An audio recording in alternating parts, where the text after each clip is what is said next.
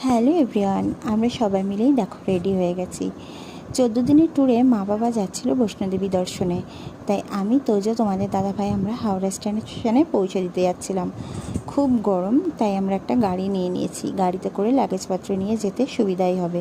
আমরা একটু তাড়াতাড়ি বেরোচ্ছি, কারণ আজকে শুনলাম ধর্মতলায় ব্রিগেড আছে, তাই জন্য একটু তাড়াতাড়ি বেরিয়েছি। যাই হোক, গাড়িতে যেতে যেতে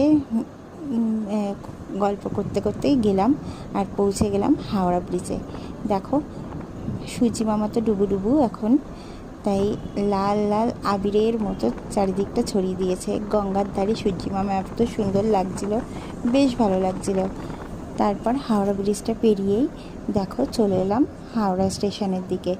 আর এই যে আমাদের দেশের পতাকা যখন আকাশের দিকে ওড়ে না, মুখ তোলে, কী যে ভালো লাগে দেখতে। আর দেখো হাওড়া ব্রিজটাও দেখা যাচ্ছে। পার্কিং লটে আমরা চলে এসেছি, আর পার্কিং লট থেকে গঙ্গাটাও দেখা যাচ্ছে। বেশ সুন্দর দেখো চারপাশটা।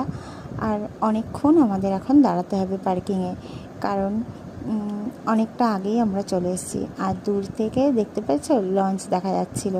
প্রচণ্ড গরম কলকাতায়। যারা কলকাতায় থাকো তারা অবশ্যই বুঝতে পারছো কি গরম। আমাদের এখানে অবশ্য গরম আছে, তবে কলকাতায় খুবই গরম। দেখো হাওড়া স্টেশনের এখানে পার্কিংয়ে এসে আমরা ওয়েট করছি। আর তারপরেই আমরা তিনজন একটু বেরোলাম কলা আনার জন্য, কারণ মা বাবাই ট্রেন থেকে কিছুই খাবে না, তাই চিড়ে নিয়ে এসছে। রাতে কলা আর চিড়ে খেয়ে নেবে, তো ওই জন্য আমরা এখান থেকে কলা নিয়ে সোজা বেরিয়ে পড়লাম এবার স্টেশনের দিকে। প্রায় 2 ঘন্টা ওয়েট করার পরে আমরা স্টেশনের মধ্যে চলে এলাম, কারণ স্টেশনে আসলে আমরা তিনজন তো কোথাও যাচ্ছি না, তো প্ল্যাটফর্ম টিকিট তো কেটে নিয়েছিলাম, তো বেশিক্ষণ থাকতে পারবো না, মাত্র 2 ঘন্টা।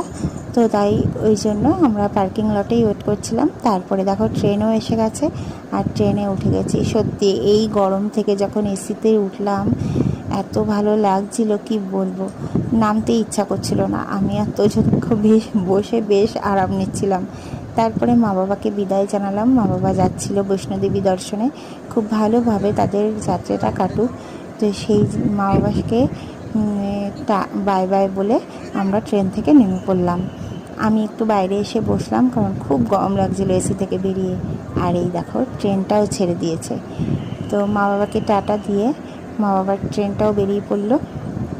আর আমরাও এখন আমাদের গন্তব্যের দিকে পৌঁছাবো, কারণ এখন বাজে প্রায় 7টায় ট্রেন ছেড়ে দিয়েছে, আর আমরা পার্কিংয়ে এসে গেছি। এখন গাড়িতে উঠে গেলাম। আর এই দেখো হাওড়া স্টেশনে মানে রাত্রেবেলায় এত সুন্দর লাগে, চারিদিকটা লাইট দিয়ে কি সুন্দর